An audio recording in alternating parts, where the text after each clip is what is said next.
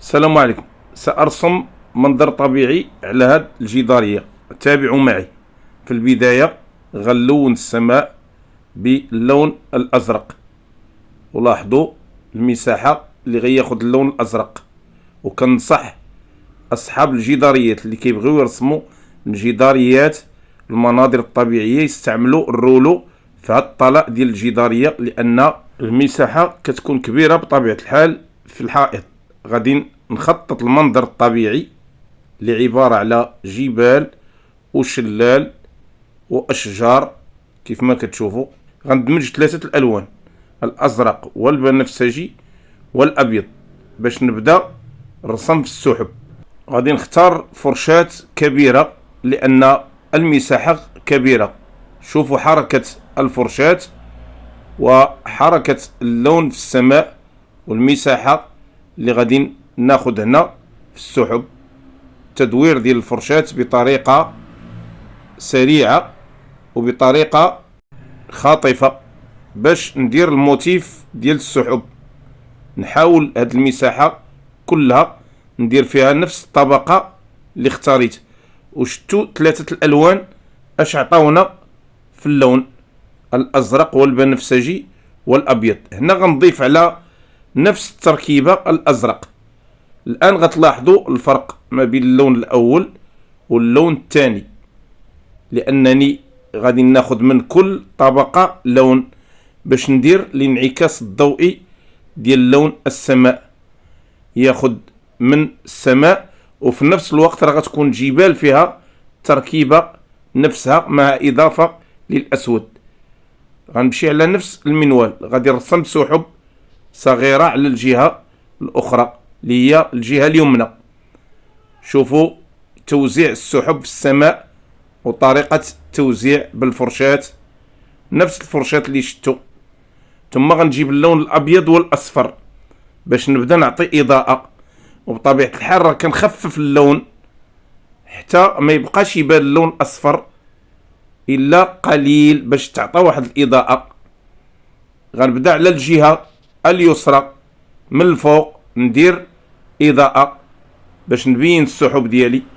ومرة أخرى شوفوا حركة الفرشاة وشوفوا طريقة الإدماج ديال اللون مع لون الخلفية الأول. كنحاول ندير حركة بالفرشاة باش نوزع اللون وندمج باليد ديالي كيف ما كتشوفوا، باش المساحة ديال اللون تشد على الجهة اليمنى، وبالتالي يبان إدماج خفيف ورائع. لاحظوا دائما حركة الفرشاة وطريقة توزيع اللون والمساحة اللي غيشد اللون. طبيعة الحال أنا غنعطي الإضاءة على الجهة اليسرى كما قلت الفوق، نفس الطريقة بالنسبة للسحب الأخرى، ونفس اللون ونفس طريقة حركة الفرشاة.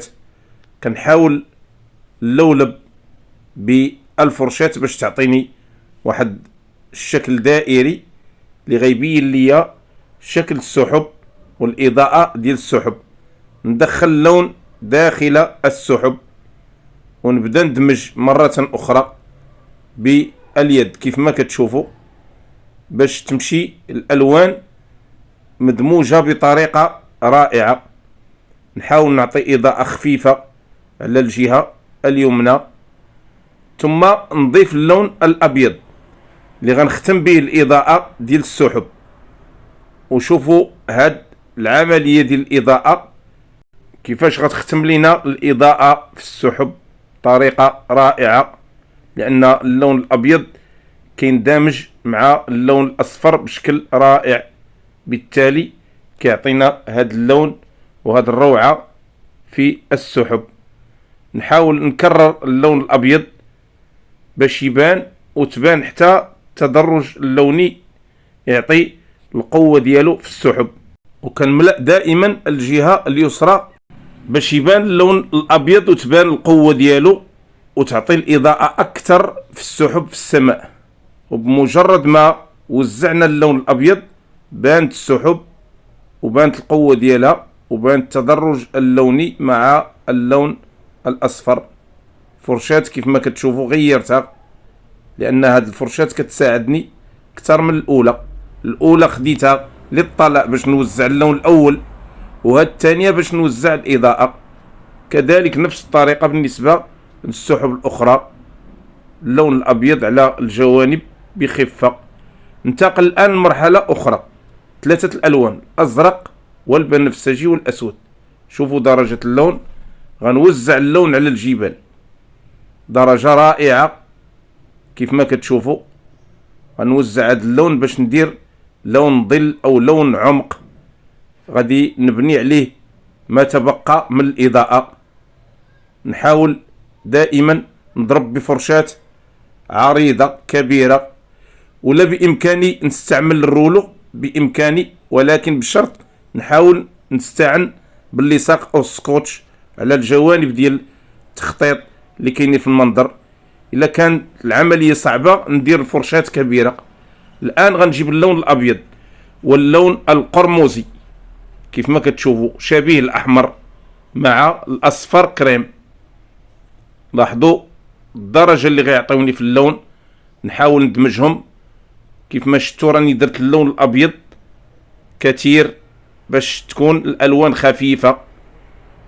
ولاحظوا الفرشاة نحاول نملأها من الأطراف ديالها باش نستعملها مسطحة. نبدأ الآن في الإضاءة ديال الجبال. شوفوا العملية ديال رسم الموتيف.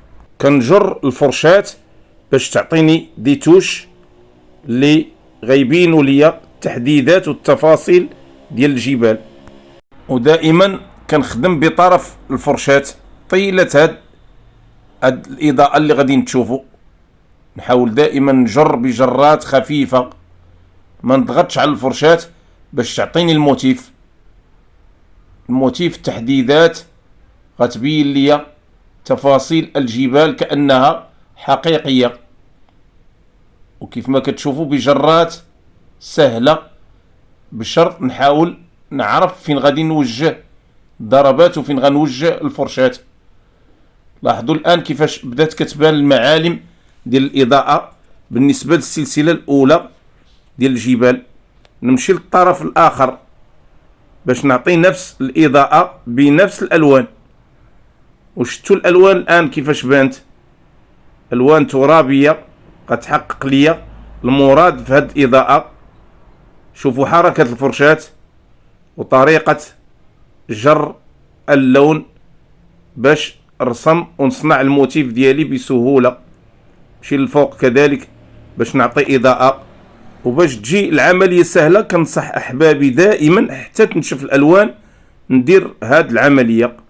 بالنسبة للجبل اللون الأول خليته حتى ينشف وبديت في هاد العملية باش تعطيني اللون قوي، ما تدمجش الألوان اللي في الخلفية مع الألوان الفوق. هنا كيف ما كتشوفوا فوق لقيت صعوبة باش نبين اللون لأن هذيك الجهة باقا ما نشفاتش، لذلك دائما انتظروا الألوان حتى تنشف. شوفوا الإضاءة كيفاش كنحاول نوزعها على الجهة اليسرى بالنسبة للجبال. كذلك غنمشي لطرف هاد الجبال باش ندير فيها نفس الموتيف. هاد المرة غادي نحاول نسطح الفرشاة في شكل أفقي أو في اتجاه أفقي. ولاحظوا الألوان الترابية كيفاش بينت لي الآن تفاصيل ديال الجبل. نحاول نجر جرات باش نعطي موتيف وتفاصيل أخرى دائما بنفس الطريقة وبنفس الحركة، ما نغيرش تماما، نغير فقط يعني المساحة اللي غنلون فيها، أما التقنية هي كنجر بجرات ونحاول بخفة والتمس دائما الإضاءة في المنظر باش نكون واقعي في الضربات ديالي. كيف ما كتشوفوا تماما نجيب اللون الأزرق والبنفسجي والأبيض باش نوزع هنا ظل ديال الثلوج. غندير هذا اللون كفراش للثلوج، لأن هذا اللون في حقيقة الأمر راه أبيض، ولكن الانعكاس عطى هذا اللون في الصورة. نحاول نلتمس دائما هاد الجهات ديال اللون ونوزعه بشكل خفيف وجميل. ولاحظوا مني كتنشف الألوان كيفاش كتساعدني في إظهار الألوان بقوة. لذلك دائما انتظروا الألوان حتى تنشف، لأن الأكريليك سريعة النشف، غتساعدكم في هذه المهمة بشكل كبير. لاحظوا التوزيع على الجهة اليمنى مرة أخرى. نحاول ندير مساحات اللي هي هذا اللون باش نستقبل اللون الأبيض، وهذا كيف ما شفتوا هذا اللون غيكون ظل ديال الثلوج. مني غادي نوزع اللون الأبيض غادي يبان الفرق، ويبان حتى اللون والدور ديالو مع الأبيض. توزيع بشكل خفيف كأنني كنسبغ كيف ما كتشوفوا، إلا أنني غادي نوجه اللون في مساحات على الجهة ديال الظل باش نبين الثلوج. فرشاة كبيرة، وكل ما استعملتوا الفرش كبيرة كل ما كيكون أحسن، لأن المساحة عندك الحرية فين ترسم. فرشاة كبيرة كتساعدك بشكل كبير وكتعطيك مساحات أكبر للتلوين. الآن غادي نبدأ ندير في عروق ديال الثلوج. لاحظوا نبدأ نخرج في عروق ديال الثلوج ونوزع في المساحات اللي خصني نكمل اللون. البنفسجي، الأزرق، الأسود مرة أخرى. لاحظوا اللون قوي، طبيعة الحال ضفت ليه اللون الأبيض. غندير هنا انعكاس ضوئي خفيف للجهة اليمنى للجبال.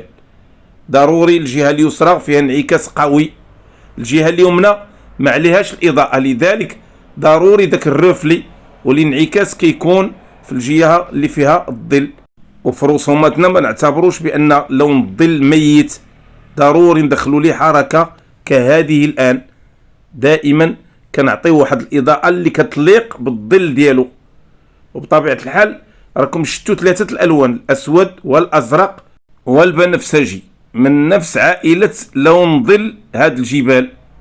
غنضيف الأبيض فقط باش يعطيه هاد الإضاءة الخفيفة.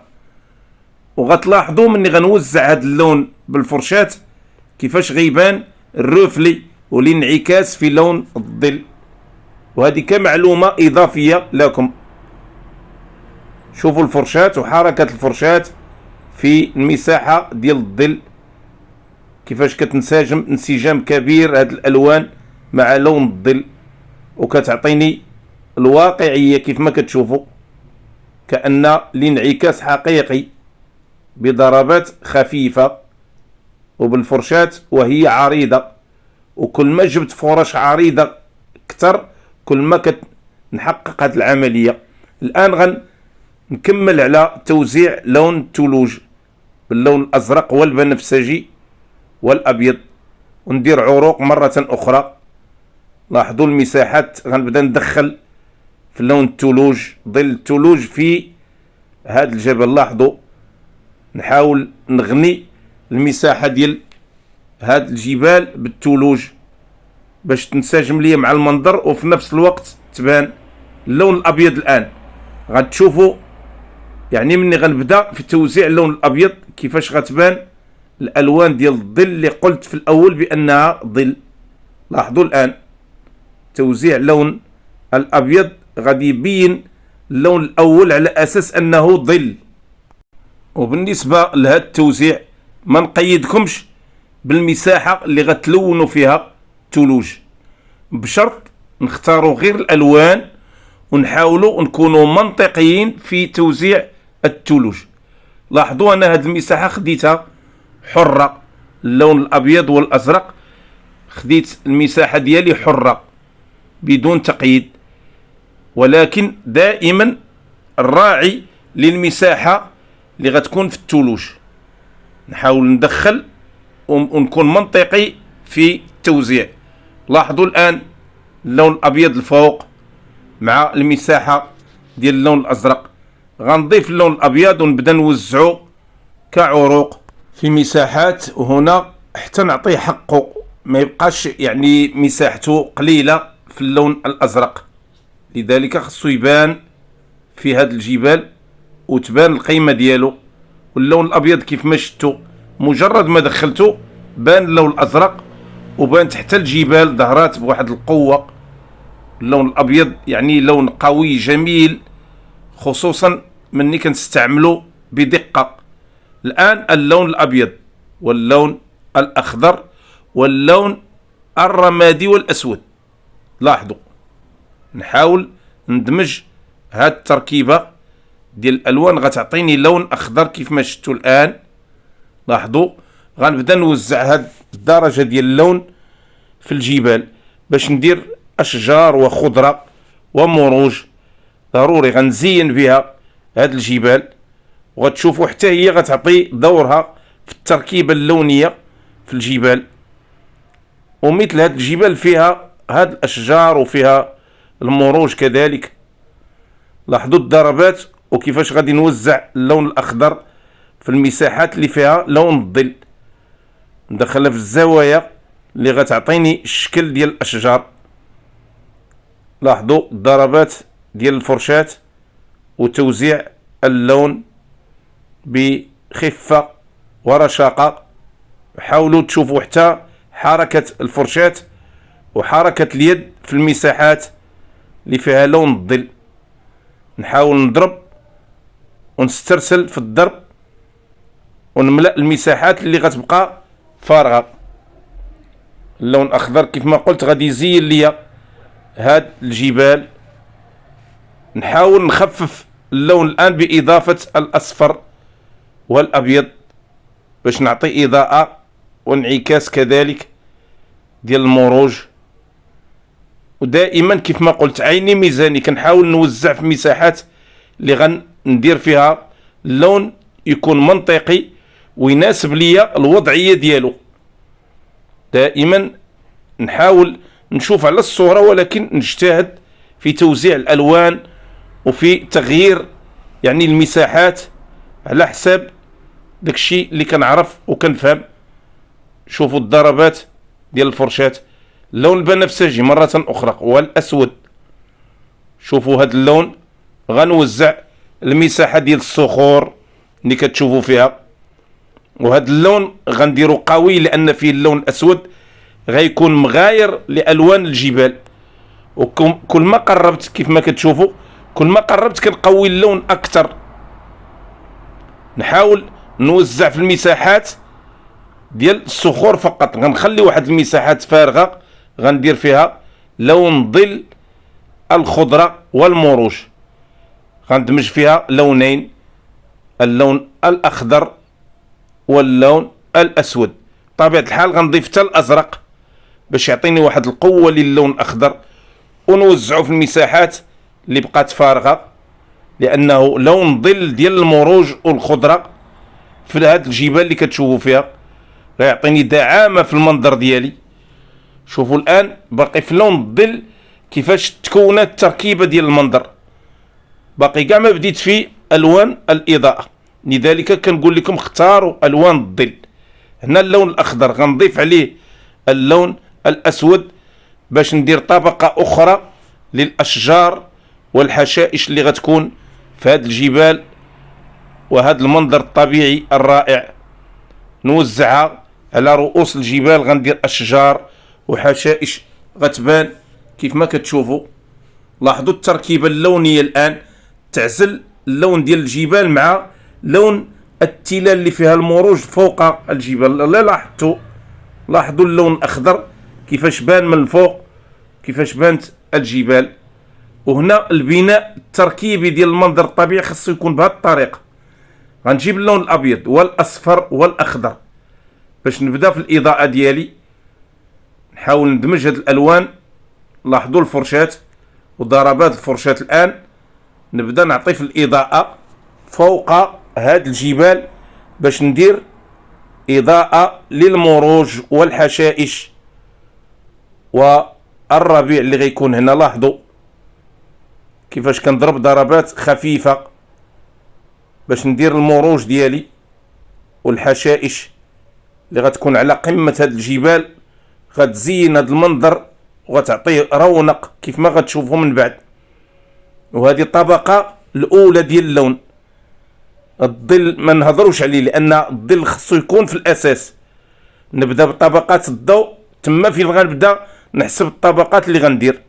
ممكن تستعمل غير طبقة ولكن غيبقى اللون ميت. لذلك التدرج اللوني كيعطيني واحد الحياة للون، وانتم غتشوفوا ملي غنبدا ندرج في اللون كيفاش غيعطي هذا اللون، كيفاش غتبان الخضرة في المنظر الطبيعي.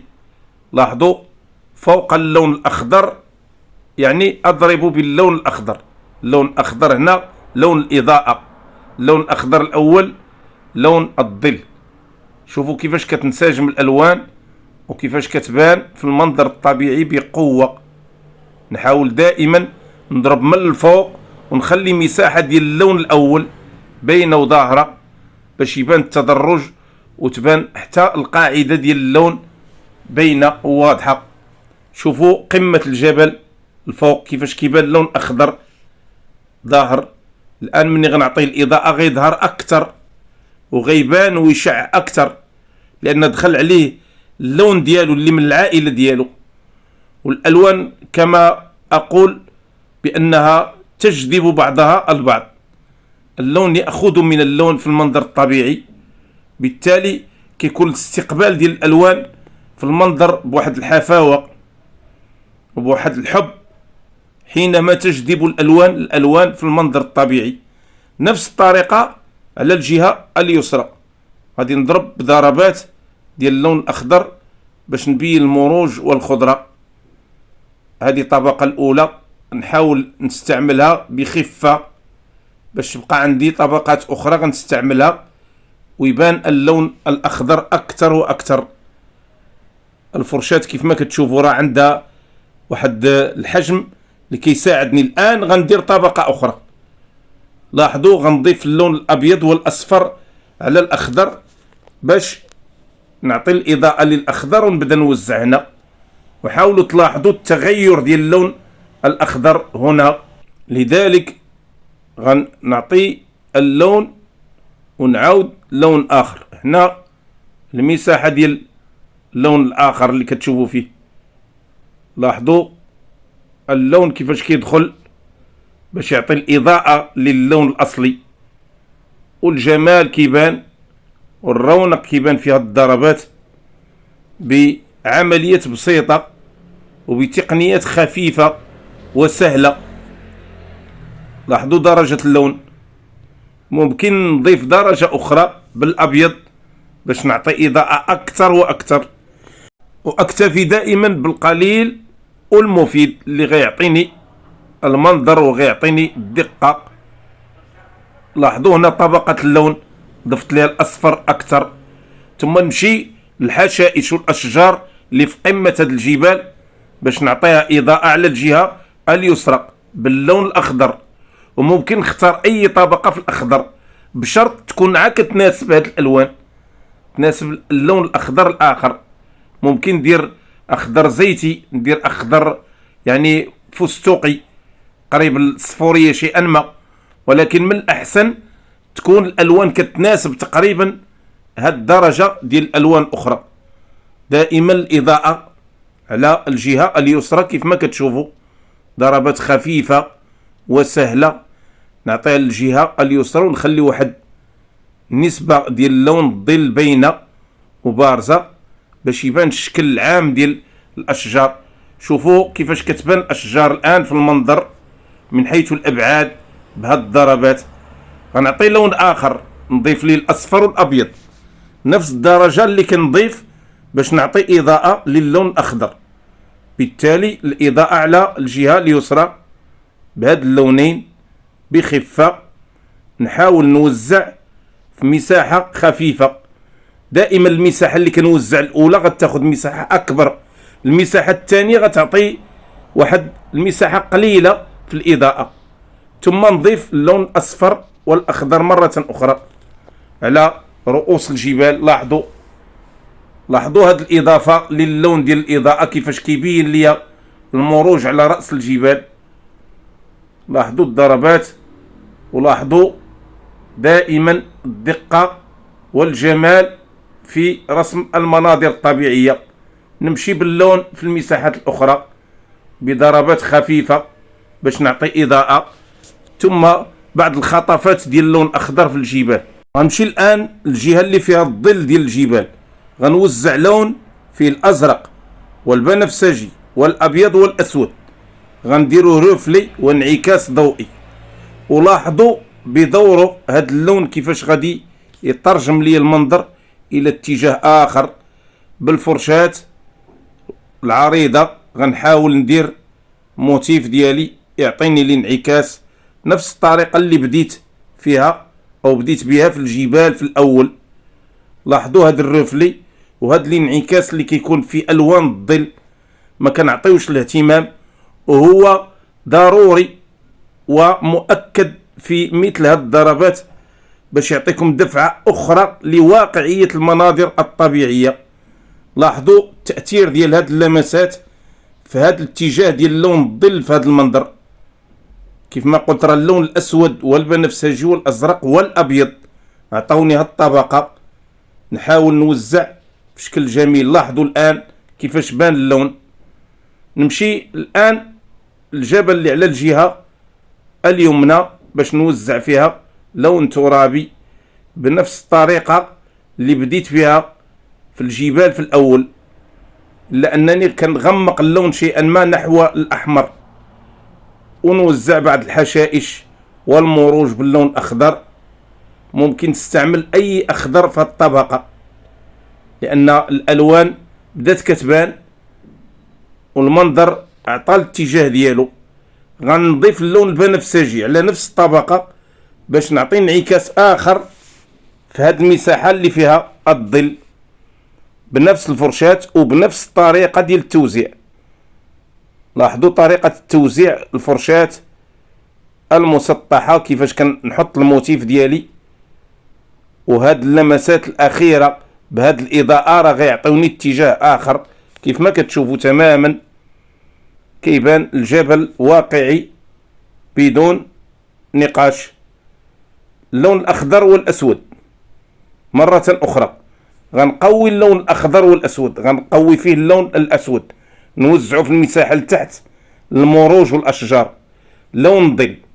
ثم غندير نفس الطريقة اللي درت في الأول، غنعطي الإضاءة على الجهة اليسرى باللون الأخضر.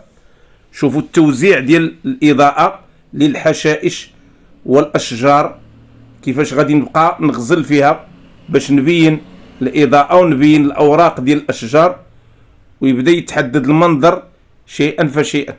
هذه أشجار بلون ظل كيف ما كتشوفوا. نعطيها الإضاءة على الجهة اليسرى.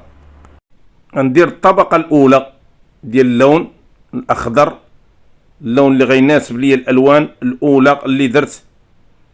طبيعة الحال راني درت اللون الأخضر والأصفر أوكر والأصفر العادي والأسود باش عطاوني هاد الطبقة ديال اللون. والأسود كنديرو بكمية قليلة باش ما يغمقش ليا اللون الأخضر، لأنني في الأول درت اللون الأسود والأخضر عطاني الطبقة الأولى. نعطي الألوان من الجهة اليسرى. لاحظوا الفرشاة والضربات ديال الفرشاة كيفاش كنحدد الموتيف ديال أوراق الأشجار. كنحاول دائما نشكل يعني دوائر ديال الحشائش باش نحافظ على الشكل العام ديال الشجرة، ماشي ندير ضربات عشوائية بدون اتجاه وبدون شكل. خاصني نحاول نضبط الضربات ونضرب المساحات اللي غتبان فيها الألوان، اللون الأبيض والأصفر. لاحظوا هاد اللونين، والفرشاة راه فيها اللون الأخضر كيف ما كتشوفوا باش يندمج الأخضر مع هاد اللونين ويعطيني لون يعني أخضر فاقع كيف ما كتشوفوا قريب للفستقي. ونحاول نعطي الإضاءة به من الجهة اليسرى لهذه الأشجار. دائما كيف ما شفتوا راه العنوان هو الإضاءة على الجهة اليسرى. نعطي إضاءة وما ندخلش داخل الأوراق، على الجوانب فقط باش تبان يعني الضربة الضوئية كاينة في الأشجار وبينة. نحاول دائما نضرب بنفس الفرشاة، ندير ضربات خاطفة على الأشجار ونبين لها الإضاءة ديالها بفرشاة رائعة كيف ما كتشوفوا. وشتوا الشكل ديالها من قبل، وممكن نغير الفرشاة باش نلقى الشكل اللي غتعطيني الموتيف ديال هاد الاوراق. المهم نحاول نكون ذكي في هاد المسألة، نختار الفرشاة المناسبة للضربات المناسبة في الرسم ديالي، ماشي اي فرشاة نستعمل، الفرشاة المناسبة كما قلت للضربات المناسبة. نفس الطريقة اللي درت في الجهة اليسرى، غنمشي على نفس الشاكلة، نعطي الإضاءة بطبقة ديال اللون الأخضر، ومن بعد نوزع الطبقة الثانية. لاحظوا الدرجة ديال اللون، ولاحظوا كيفية توزيع اللون في الأشجار. بطبيعة الحال مني وزعت اللون ديال الظل، شفتوا كيفاش بنيت الشجرة شكل دائري، ونحاول نخرج ليها الأوراق ديالها، والموتيف نحاول نحافظ عليه منذ البداية باش تبقى يعني العملية ديال الرسم ديالي مضبوطة من الأول، وكل حاجة عندها أساس مهندسة بشكل جميل ورائع ومضبوط، كتمشي مضبوطة إلى آخر مرحلة. لاحظوا التوزيع ديال الأوراق، لاحظوا، حاولوا تشوفوا الشكل ديال التوزيع ديال الأوراق باش ندير شي حاجة واقعية ومضبوطة. رجع لي نفس اللون الأبيض والأصفر، وندير اللون أبيض أكثر، لاحظوا، باش نعطي الإضاءة الأخيرة. وشوفوا هاد الإضاءة كيفاش غتبين لي الأشجار الآن، لأن دائما في مقدمة الصورة كنعطي الألوان قوية وكتبان واضحة، وحتى الوضعية ديال الأشجار في المنظر راها باينة في الإضاءة بقوة. حاولوا دائما تنتبهوا لكل خطوة من الخطوات ديال المنظر. نحاول نوزع ونعطي مساحات للون ديال الإضاءة في هاد الأشجار، لأن المرحلة تقريبا ما قبل الأخيرة. نحاول نوزع بشكل مضبوط. لتحت غادي نوزع اللون الأخضر بساط ديال المروج بفرشاة عريضة. لاحظوا المساحة ديال اللون ديال الظل كيفاش بانت، مجرد ما درت اللون الأخضر بان لون الظل بقوة، وتشكلت لي المروج في المنظر الطبيعي. لاحظوا العملية البسيطة السهلة كيفاش كتعطيني وكيفاش كتبين لي المنظر بقوة وبروعة. نحاول هاد المساحة اللي بقات ديال الظل نخليها، لأنها غتعطيني الفارق في المنظر، وغتبين لي الشكل ديال الأبعاد ديال هاد التلال اللي كنرسم فيها. اللون الأصفر والأبيض من جديد باش ندير الإضاءة الفوق. لاحظوا كيفاش كيدخل هاد اللون على اللون الأخضر ويعطي الإضاءة ويغير لي الاتجاه ديال المنظر طبيعي. نوزع بشكل خفيف بالفرشاة العريضة، نعطي مساحات الفوق مع الحفاظ على اللون الأول كيف ما قلت دائما باش تبان بعض الإضاءات في هاد التلال وهاد المروج اللي كتشوفوا فيها. نحاول ندخل باللون الأصفر والأبيض اتجاه ديال التلال لقرب الشلال باش نعطي إضاءة كذلك. نفس العملية غتعود كيف ما عودت المرحلة الأولى على الجهة اليسرى، غنعاود المرحلة الثانية على الجهة اليمنى. وفي التكرار دائما كنقرروا المعلومة كما أقول دائما. ولاحظوا اللون كيفاش غيبان هنا على الجهة اليمنى، دائما بنفس الضربات وبنفس الفرشات وبنفس الألوان باش تحاولوا تركزوا مع الضربات وتفهموا أكثر العملية ديال البناء. الآن اللون الأزرق والبنفسجي والأبيض غنملأ هذا الفراغ اللي كيبان فيه شلال وواد لتحت، غنملئه بلون فراش نبدا به هو الأول. لاحظوا نحاول نلونو بشكل خفيف، نوزع كأنه طالع بأي فرشاة باش نعطي مساحة للون هنا لتحت، وتبقى لي العملية الأخرى ديال توزيع الشلال اللي هي عملية سهلة كيف ما غتشوفوا. ندير اللون الأبيض. لاحظوا اللون الأبيض غنجرو بجرات على الجوانب. طبيعة الحال غنحافظ على اللون ديال الفراش الأول، ما نقضيش عليه بهذا اللون، تبقى واحد النسبة ديالو في المنظر. لذلك نحاول ندير اللون الابيض ونحافظ على اللون كما قلت. غندير شظايا من الجوانب ديال الشلال ونحاول نملأ باللون الابيض، نعطي بعض الحركة ديال المياه، ضربات وبعض الخطوط وبعض الانسيابات ديال المياه كيف ما شفتوا بالفرشاة وهي مسطحة باش تعطيني بعض الحركة وبعض الدوران ديال المياه هنا والتطاير ديال المياه بطريقة رائعة. لاحظوا كيفاش كنجر الفرشاة باش ندير انسياب، ودائما راه باللون الابيض، وبعض الخطوط اللي غتكون مسطحة على الجوانب كذلك باش نبين نقطة انعكاس، نقطة التقاء الشلال مع التلال كيف ما كتشوفوا. لاحظوا الفرشاة وشكل الفرشاة وطريقة توزيع اللون الابيض على المساحات باش نملأ هذه المساحة باللون الابيض. وضروري ندير كمية كبيرة ديال اللون الابيض مع الحفاظ على لون الخلفية اللي هو الازرق. كنحاول ندير خطوط من الجوانب باش نعطي بعض الانعكاسات الضوئية، ونعاود نكرر يعني انسياب الشلال باللون الابيض. ضروري خصني نعطي القوة للون الابيض هنا باش يبان، نعطيه ونعاود نكرر حتى يبان اللون اكثر واكثر.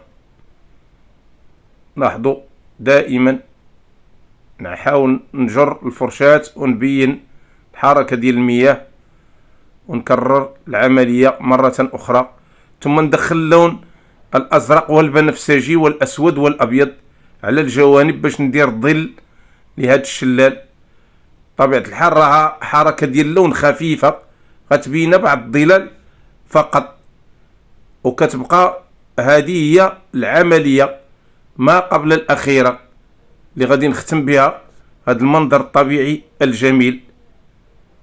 لاحظوا توزيع هذا اللون من الجوانب كيفاش بان وكيفاش عطى للمنظر. نحاول ندير جذوع ديال الاشجار من الجوانب باش نختم المنظر الطبيعي ديالي، جذع وندير ليه ظلال من الجوانب. ومن قبل راني درت ظل هذا البيت اللي غتشوفوا المراحل ديال توزيع الاضاءة ديالو والرسم الكامل ديال هذا البيت بكل خطوة من الخطوات ديالو وبسرعة ان شاء الله. نحاول ندير الاضاءة والظل للاشجار اللي في الجوانب كيف ما كتشوفوا، نعطي بعض الظلال كيف ما كتشوفوا، ونحاول نوزع مساحات الظل بسرعة لان مراحل هذا المنظر قريبة تسالي. الان غندير لون ابيض وازرق وبنفسجي على الجهة اليمنى للبيت باش ندير تما ظل، ونعطي المساحة للون الابيض على الجهة اليسرى باش تبان اضاءة، ثم نوزع اللون البني في القرميد كيف ما غتشوفوا، لون بني هنا باش نبين ظل مرة اخرى، ظل بضوء او ضوء بظل. الفوق كذلك اللون الاحمر هنا غنديرو قرميد، ندير مربعات، لاحظوا مربعات متراصة على القرميد ديال البيت بضربات خاطفة. ندير اضاءة من الجوانب ثم نعاود نكرر عملية التوزيع القرميد باللون خفيف. غنضيف لهذا اللون الابيض والاصفر باش يعطيني اضاءة. لاحظوا العملية ديال التوزيع نوزعها بطريقة خفيفة، كتبقى لي النوافذ والابواب على الجوانب باللون اسود وازرق. وهذه اخر مرحلة غنختم بها هذا المنظر الطبيعي. كنتمنى من الله تكونوا استفدتوا من هذا الدرس وخديتوا معلومات جديدة وعجباتكم هذه الجدارية. ما تنساوش الاشتراك في القناة والضغط على زر لايك وتفعيل زر الجرس ومشاركة الفيديو بين أحبابكم وأصدقائكم. كنشكر دائما أحبابي المتواصلين المحبين. السلام عليكم ورحمة الله وبركاته.